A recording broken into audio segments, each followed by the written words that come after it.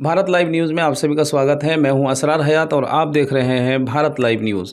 दोस्तों, जिस तरीके से बिहार में अभी कुछ ही दिनों में सितंबर अक्टूबर में बिहार विधानसभा इलेक्शन होना है और चर्चा खूब हो रही है और हर पार्टियां जो है अपने अपने स्तर पर जो है मेहनत कर रही है। तो इसी तमाम बातों के बीच जो है हम बातचीत करने के लिए फैयाज़ कमर साहब के साथ मौजूद हैं।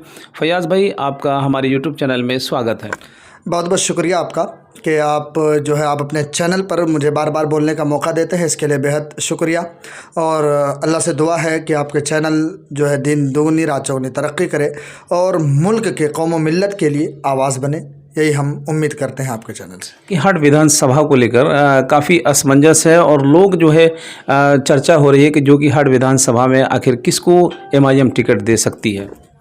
देखें, टिकट जो है ये तो उनके आला कमान ही फैसला करेंगे। जैसे कि बिहार सदर है, अख्तरुल ईमान है, उनके कार्यकर्ता हैं, उनके पार्टी के लीडरान हैं, वो फैसला करें कि टिकट किनको देंगे, ठीक है ना। लेकिन जो कि हाट का जहाँ तक सवाल है, जो कि हाट पिछले दिनों से यानी कि 2020 से इस बात की उम्मीद लगाकर बैठी हुई है कि जैसे ही शाहनवाज को टिकट दिया था, शाहनवाज तस्लीम साहब के छोटे बेटे को, उसके बाद वो पार्टी बदलते हैं। उसके बाद जो है लोगों में काफ़ी ये चीज़ देखने को मिला कि ये लोग तो जो है टिकट लेते हैं, जीतते हैं, उसके बाद दूसरी पार्टी में चले जाते हैं। तो इस चीज़ को देखकर जो कि हाट की जनता जो ने इस बात पर उम्मीद लगाकर बैठी है, ख़ासतौर से बड़े लीडरान से, कि इस बार ऐसे लीडर को टिकट दे, ऐसे उम्मीदवार को टिकट दे जो कि एमआईएम में बना रहे, एमआईएम में बरकरार रहे, कम से कम 5 साल जीत कर अगर आए तो वो बना रहे एमआईएम में, उस आदमी को टिकट दे। तो इसमें जो है 2 नाम अभी चर्चे में हैं, जिसमें कि एक नाम है मौलाना अब्दुल्ला सालिम कमर चतुर्वेदी, जो कि आलिम दीन है, किसी तारुफ के मोहताज नहीं। उनकी तारीफ़ एक अलग लेवल की है, पूरी हिंदुस्तान उनको जाना और पहचाना जाता है।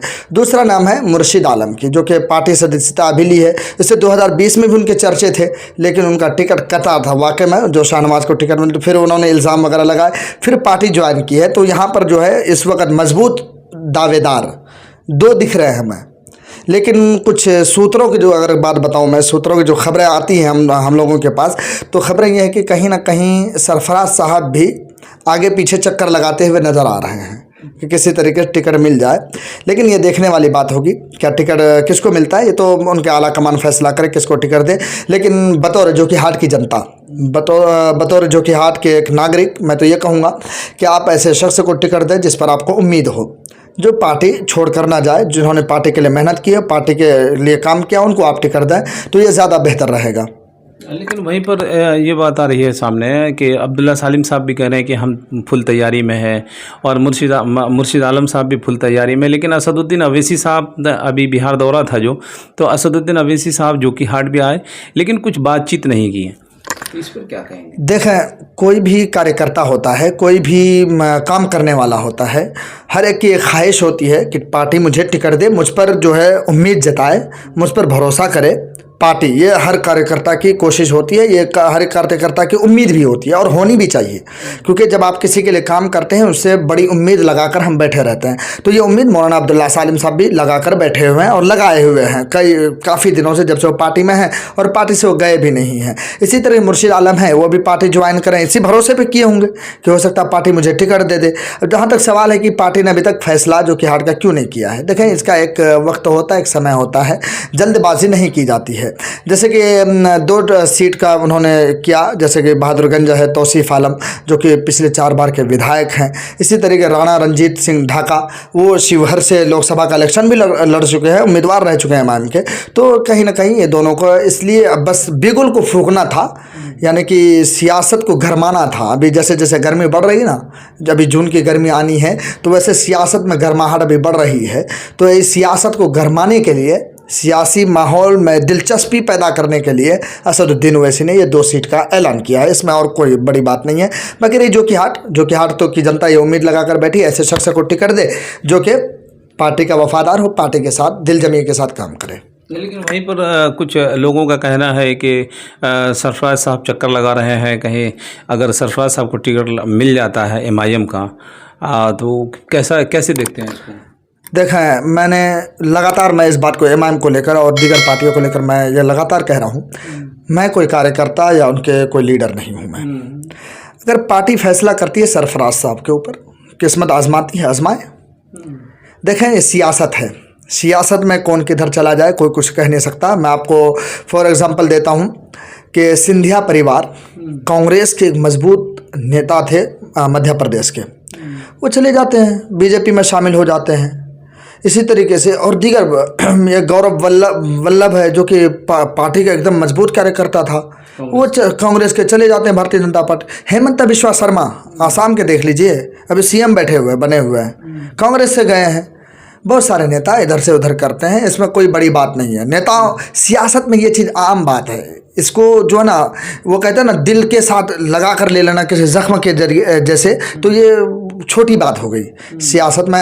अब किसको आप कहेंगे कि मतलब आप एक जगह बैठे नहीं लग रही दिल, चले गए, एक आपके साथ काम करने में मज़ा नहीं आ रहा, चले गए। तो अगर सरफराज साहब आते हैं पार्टी के अंदर, अगर पार्टी उन पर आजमाती है किस्मत, आजमाए, उसमें कोई दिक्कत नहीं है। लेकिन वो फैसला जोकीहाट की जनता फिर करेगी, क्या करना है वो जोकीहाट की जनता जाने। लेकिन हम जो जोकीहाट में घूम रहे हैं, जोकीहाट में देख रहे हैं, तो सरफराज का चर्चा ज़्यादा लग रहा है। हाँ, इसमें कोई शक नहीं है, क्योंकि मैं आपको बताऊं सरफराज साहब जो हैं पिछले जो इलेक्शन वो जीते थे, शायद कि 2017 था, वो लोकसभा का इलेक्शन जीते थे। उसके बाद 2019 का इलेक्शन होता, हार जाते हैं। 2020 का इलेक्शन होता, वो हार जाते हैं। फिर 2024 का इलेक्शन आता, वो नहीं लड़ते हैं। इस बीच में जानते हैं उन्होंने क्या किया है? उन्होंने मेहनत की है, लोगों से अपना ताल्लुकात को जोड़ा है, लोगों से अपनी मजबूती रिश्ता बनाया है, तब जाके यूं ही चर्चे नहीं हैं। सरफराज के जो आज चर्चा हो रहा है उसके पीछे रीज़न ये है कि उन्होंने, उस बंदे ने मेहनत की है। हर बस्ती के अंदर हर किसी खुशी गम में शिरकत करना, कोई एक छोटा सा कॉल आ जाता है उनके पास फ़ौरन हाजिर होता है। तो ये सरफराज के अंदर ये खूबी है जिसकी वजह से आज जोकीहाट की जनता सरफराज कह रही है। लेकिन अब वो भी डिपेंड करेगा कि वो किस पार्टी से आते हैं, कहाँ से आते हैं, और निर्दलीय लड़ते हैं या किसी और पार्टी से आते हैं, ये देखने वाली बात होगी। अभी जनसुराज के जो संस्थापक क्या बोलते हैं उसको, संस्थापक जो थे प्रशांत किशोर, उनके साथ उनकी मीटिंग हुई थी, उनके साथ उनकी बातचीत हुई है। लोगों कयास कहीं लगा था जनसुराज में भी जा सकते हैं, तो जहाँ भी जाए वो जोकीहाट की जनता जानती है हमें क्या करना है, हमें कौन सा हथियार आजमाने हैं, वो जोकीहाट की जनता जानती है, और जोकीहाट के ऊपर छोड़ दीजिए ये। या फिर कहीं ऐसा तो नहीं है कि तस्लीम परिवार छोड़ करके जनता कहीं दूसरी तरफ जाने के मूड में है? हाँ, जा भी सकती है। आप किसी को बांध के को थोड़ी रखिएगा भाई। जनता, लोकतंत्र इसी को कहते हैं ना, जमहूरियत इसी को कहते हैं कि अगर एक सरकार, जैसे मिसाल मैं देता हूँ बार बार, सरकार कांग्रेस की देखें, 1947 से लेकर तकरीबन 2014 तक बीच में एक आध दफ़ा शायद भारतीय जनता पार्टी जनसंघ की सरकार बनी होगी, लगातार कांग्रेस की। आज कांग्रेस नहीं है, अक्सरियत स्टेट के अंदर कांग्रेस की सरकार नहीं है। तो लोकतंत्र और जमहूरियत की यही खूबसूरती है कि किसको कहाँ से जिताया जाए, किसको कहाँ से वोट दिया जाए। ये लोकतंत्र इसी को कहते हैं, जमहूरियत इसी को कहते हैं। तीसरे विकल्प जनता के पास है, जा सकते हैं। लेकिन अब्दुल्ला सालिम साहब बिल्कुल डट के कह रहे हैं, बातचीत हुई और उन्होंने बताया कि हमारी फुल तैयारी है, लेकिन ये क्लियर नहीं हुआ है कि MIM की टिकट अगर नहीं मिले तो हम क्या करेंगे। इसको कैसे देखते हैं? देखें, मैंने शुरू में कहा कि हर कार्यकर्ता की ख्वाहिश होती है मैं इलेक्शन लड़ूं और आगे से आगे तक जाऊं।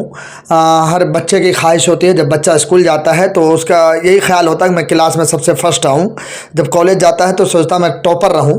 ये सब हर के पॉलिटिक्स में जाहिर सी बात है, पॉलिटिक्स में अगर है तो विधायक बनने की ख्वाहिश होगी, विधायक बन गए तो मंत्री बनने की ख्वाहिश होगी, मंत्री बन गए तो चीफ मिनिस्टर बनने की ख्वाहिश होगी। तो ये ख्वाहिशें होती हैं और रखनी भी चाहिए। अगर ख्वाहिशें नहीं रखता है, अगर कोई, जैसे अब्दुल्ला सालिम साहब की आपने बात करी, तो उनके अंदर ख्वाहिशें हैं और रहनी भी चाहिए, और मेहनत बेचारे कर रहे हैं। मैं देख रहा हूँ, मैं खुद जोकीहाट से आता हूँ, जोकीहाट से तकरीबन दक्षिण और पश्चिम की तरफ मेरा 4 से 5 किलोमीटर की दूरी पर मेरा गांव है। मैं देख रहा हूँ अब्दुल्ला सालिम जिस तरीके से मेहनत की है बंदे ने, इलाके के अंदर door to door, ward to ward, इस तरीके से मेहनत की है। तो मेहनत रंग लाती है। वो कहते हैं ना, सब्र का फल मीठा होता है, तो एक ना एक दिन वो रंग लाएगी। अब्दुल्ला सालिम साहब इस उम्मीद पर हैं, तो उम्मीद लगा कर रखनी चाहिए। हो सकता है कि आपके पक्ष में, आपके इसमें फैसला हो। कहीं ये तिकोना लड़ाई में चौथा ना निकल जाए। हाँ, ये सबसे बड़ा अहम सवाल आपने कहा कि 3 लड़ाई में, 2 भाई के बीच, MIM के बीच में, कहीं तीसरा से मुराद आपका शायद कि भारतीय जनता पार्टी है। तो हो सकता है, क्योंकि 3 जनों का जो वोट है ये सिर्फ मुस्लिम वोट बैंक पर आधारित है, इसके अलावा इनके पास दूसरा वोट नहीं है। आरजेडी के पास यादव वोट है, लेकिन जब इलेक्शन आता है यादव वोट कहीं ना कहीं, दलित वोट कहीं ना कहीं भारतीय जनता पार्टी के ऊपर अपना रुझान बनाते हैं। तो यहाँ पर जोकीहाट में जो है ना तकरीबन 70% मुसलमान हैं, 60 से 70% मुसलमान हैं। ये मुसलमान ही फैसला करते हैं। देखिए, मैं तो और भी दीगर बातें करने वाला था, वो अलग से कभी बात करेंगे आपस में। तो मैं समझता हूँ कि ये 3 लड़ाई नहीं होनी चाहिए वहाँ पे। जिस किस्म की वहाँ लड़ाई हो रही है वैसी लड़ाई नहीं होनी चाहिए। आरजेडी थी वहाँ पे, एमआईएम थी। एक अलग तीसरा जब लड़ाई में आ जाता है तो मुकाबला फिर दिलचस्प होता है और माहौल जो है देखने के लायक होता है। तो इस साल जो है जोकीहाट में देखने वाली माहौल होगा। देखते रहिए क्या कुछ होता है। चलिए, बहुत बहुत शुक्रिया।